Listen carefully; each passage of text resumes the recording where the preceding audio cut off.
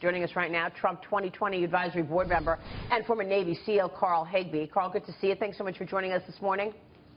Good morning. This is what, the third or fourth attack in Paris or around Paris in the last year.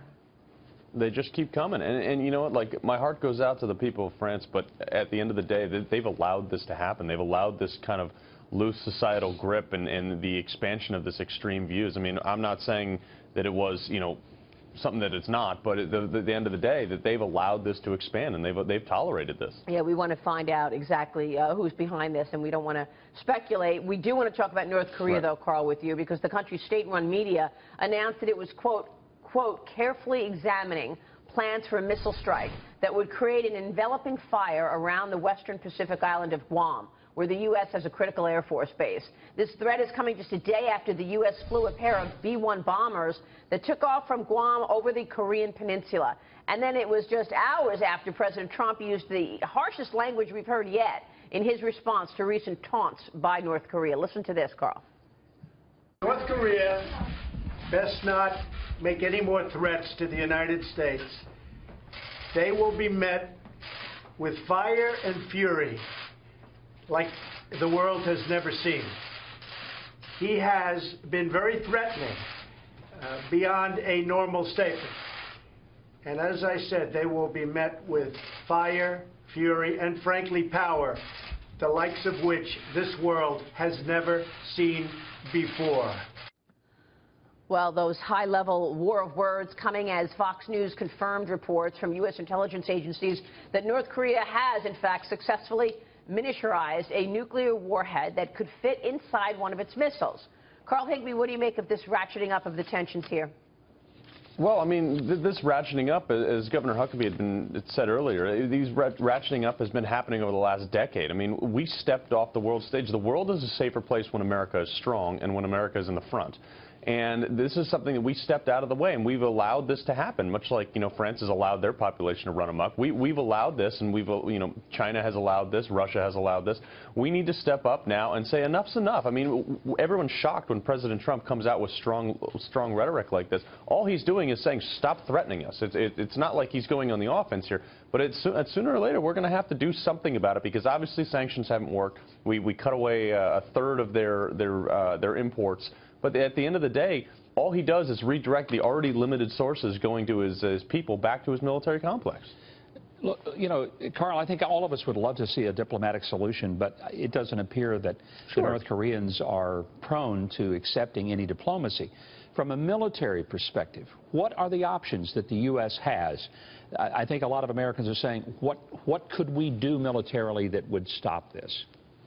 Yeah, well, our military is the population of some small countries out there. So what we can do is we can park 3 carrier strike groups off the coast. And I wrote about this in an op-ed this morning. And next time he shoots a missile, you shoot it down. The next time he shoots another missile, you shoot that down and you blow up the installation that it came from. And you continue to repeat this over and over again. And I think that Kim Jong, part of the problem is his military leaders are probably telling him that he's the greatest military, he can't be defeated, because they're worried about being executed themselves. So I think part of it is perception internally that we need to combat also with propaganda. Are we dealing with something similar to the Emperor of Japan, where it took an atomic bomb? I'm not saying we nuked the place. I'm just saying that it takes something as dramatic so that his own military people finally say, this isn't going to end well. Unfortunately, I think it's going to come to a show of force, and it may be at the hands of our military, you know, blowing up many of their military installations. I hope that we don't have to take it out on the people, because the people suffer so much, and I wish we could avoid a conflict. But at the end of the day, if he's threatening the United States and Guam with nuclear weapons, we need to do something. Sanctions and talking is not going to make any difference. Well, but because we were talking about the sanctions, Carl, the sanctions out of the UN, even though China did vote for them, they only cut $1 billion of the $3 billion in exports. Those could have gone further. And the Wall Street Journal, certainly in the editorial pages, raised the issue of why did China sign on with these sanctions? Is it because it's worried, legitimately so, about the United States cracking down on Chinese firms doing business with North Korea and elsewhere? So there's more to be done on sanctions. This country, theoretically, would be easy to starve, no pun intended. Right. Well, and that's the thing too. Is China is kind of stuck in a rock and a hard place. China doesn't want America to go into into North Korea because then they'd have U.S. troops on their border. So that's one of the things they do not want. And also, they are worried about us sanctioning them or working against their banks and their system. But at the end of the day, it's one of those things like China has kind of let this devolve into what it is. China could crush them if they wanted to. They're just not willing to do it. So should we give up on China? I mean, is there anything else to do in terms of China and engaging China further?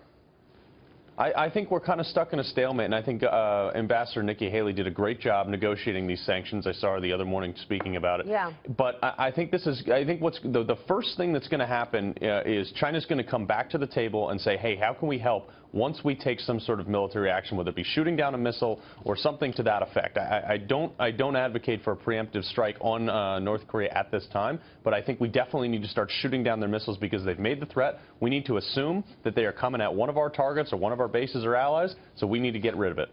Hey, Carl, it's Mike Murphy. If they do come at one of our bases or one of our allies, doesn't that make President Trump's job that much easier? Because I don't think there's anyone out there that would say we shouldn't defend ourselves or defend our interests. So while it's saber-rattling back and forth, people can knock President Trump. But once they attack us, I think we have to, at that point, respond, right?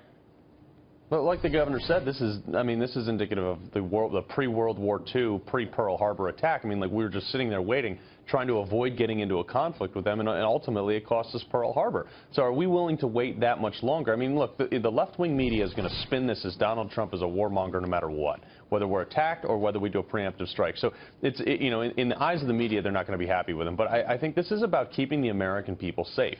And if we can't do that because the left-wing media is so amped up at making sure that Donald Trump is the enemy and not actually North Korea itself, I mean, we need to start doing what's in the best interest of us. And Alaska's scared right now. Yeah, it's not just the left-wing media, though. I mean, this morning I saw sound bites of Chuck Schumer, of other leading Democrats basically attacking the president and saying that this was irresponsible. And you would think that those people who've been in Congress for years, even before Donald Trump entered Washington, knew the threat that is North Korea and wouldn't pile on, but try to help with solutions. Meanwhile, there's this new CBS poll. Yeah, go ahead, Carl. Yeah, well, Maria, what was irresponsible is people like Chuck Schumer sitting idly by while Barack Obama allowed them to expand the technology to get to where we are now. That's their fault, and that was irresponsible for them. President Trump is reacting. Carl, I'm comforted with the fact that Donald Trump is surrounded by some military experts, Kelly, McMaster, Mattis. These are people who understand not only the full capacity of the U.S. and of North Korea, but they've studied this and gamed this at the table over and over again. With all due respect to Chuck Schumer, which is not a lot, he has no idea what he's doing. This is not a political issue. This is an issue of extraordinary sensitivity, and I'm glad that he's surrounded by military people and not just by a bunch of whiny diplomats and politicians. Couldn't agree more, Governor.